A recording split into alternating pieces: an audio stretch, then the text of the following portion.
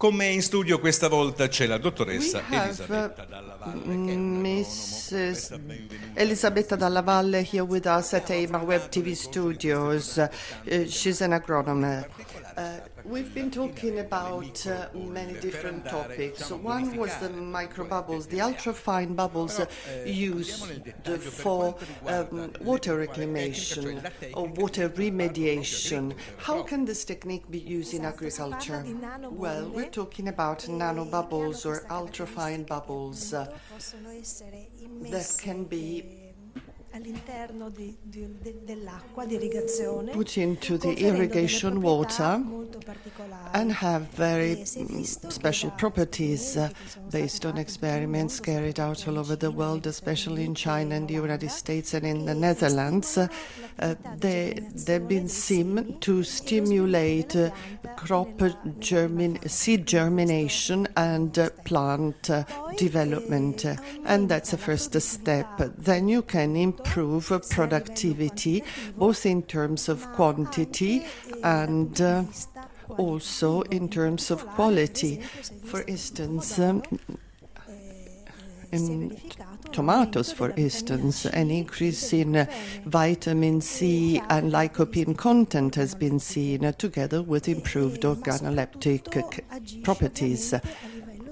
It acts on the soil as well, because by increasing soil oxygenation, you have a development of the microbial mass, and consequently there is a more intense enzymatic activity.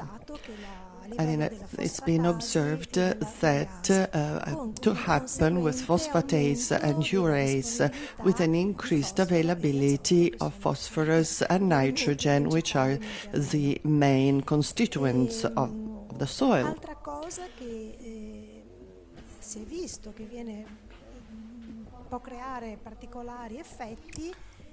Additionally, beneficial effects are observed in soil types that are poor in oxygen, such as clay soil or degraded soil due to the use of digestate and organic substances that caused soil hypoxia.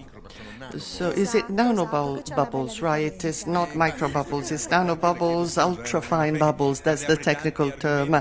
Yes, we're talking about so many different topics and we're not experts in everything. What's the difference between micro and nanobubbles? Nanobubbles are ultrafine bubbles, they're much smaller, and their property is that they stay dispersed, scattered in water, and they're very stable. If they were larger, they would come to surface and they would disperse and disappear. You mentioned experiments being carried out in many countries. What about Italy?